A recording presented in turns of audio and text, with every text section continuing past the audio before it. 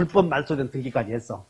그 다음에 여기서 지금 우리는 절차가 적법해야 되는데, 여기서 절차가 적법해야 되는데 우리는 절차를 위반하고 중간 생략 등기를 해버린 경우 있어. 다 같이 중간 생략 등기. 시험이 제일 많이 나오는 중간 생략 등기가. 그럼 자, 중간 생략 등기는 갑의 땅을 을이 팔고 을이 병에게 팔았을 때 중간을 건너뛰고 갑에게서 1번, 병에게 이렇게 해버리면 중간이 건너뛰므로 중간 매도인은 양도소득세도 안 내고 취득세도 안 내고 문제가 생기지. 그래서 부동산 등기 특별조치법에서는 중간 생략 등기를 해서는 안 된다 이렇게 법에서 규정해 놨어.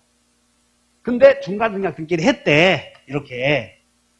그러면 중간 생략 등기는 그 등기는 나중에 이렇게 봐. 이제 여러분들 잘 들어봐. 중간을 건너뛰고 등기를 해서 이게 무효라면 어떤 절차를 거쳐야 되냐면 무효라면 1번 무효, 2번 병, 3번 2번 말소 긋고 4번 다시 을, 5번 병 이렇게 온다고. 5번 병이 병으로 이렇게. 그래서 이제 현 등기 명의인이 여기 봐. 원래 그대로 중간 생략 등기 했더니 2번이 병으로 갔더니 이게 무효라면 결국은 이렇게 오잖아. 그럼 현 등기 명의인이 등기된 권리를 취득할 수 있는 원인만 존재한다면 현 등기 명의인이 이 병이 여기서 등기를 취득할 수 있는 원인만 존재한다면 절차가 다소 달라도 변동 과정에 다소 문제가 있어도 이렇게 해서 이렇게 할 바에는 이 등기는 현재의 진실한 권리 상태를 반영한다고 그래요. 판례는. 따라서 현 등기 명의인이 진실한 권리자야 아니요 지금. 진실한 권리 상태를 반영하고 있다. 이런 말을 쓰면 이것이 자 요거다 실체관계에 부합한다. 지금 이렇게 갑을병에서 실제로는 갑을병 이렇게 왔는데 실제로 이렇게 왔어야지. 1번, 2번, 3번 갑, 을병 이게 부동산 등기 특별조치법에 하면 이렇게 해야 돼 절차가. 근데 이렇게 건너뛰었대. 그래서 이걸 무효로 해서 이렇게 처리했더니 결론은 똑같잖아 지금.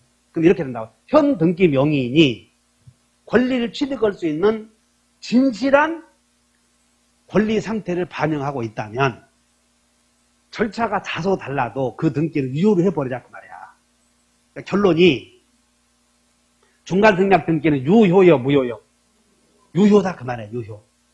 근데 중간 생략 등기가 만약에 토지거래 허가구역 내에서 이루어졌다면 여러분 잘 알아야 돼. 토지거래 허가구역 내에서는 갑과 병이 이렇게 관청의 허가를 받아서 등기했어도 무효야.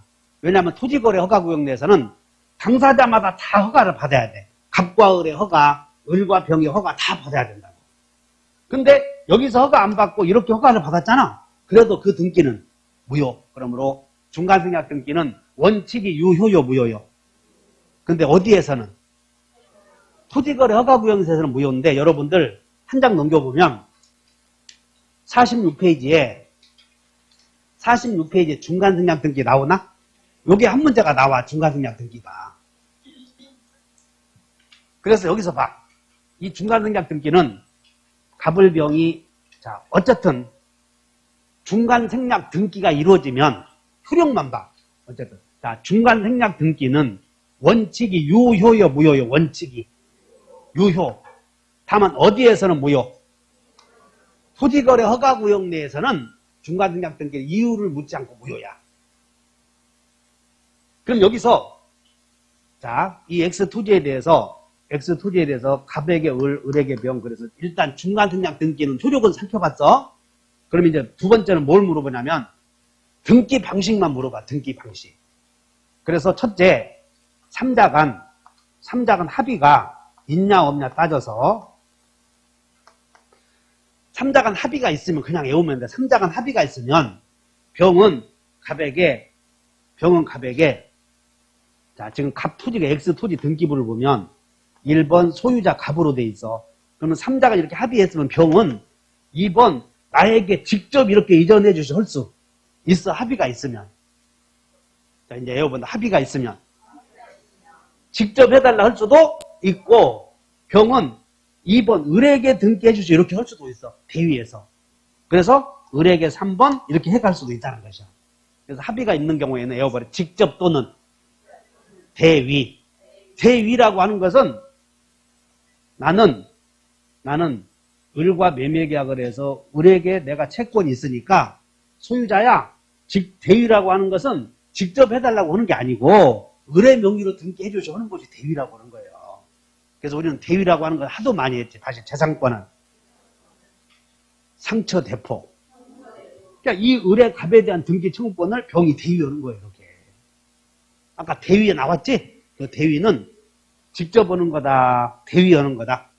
채무자 이름으로 등기해 주셔 해서 이렇게 넘어갈 수 있다고. 그러면 여기서 뭘 물어보냐면 쉬워. 3자 간 합의가 있으면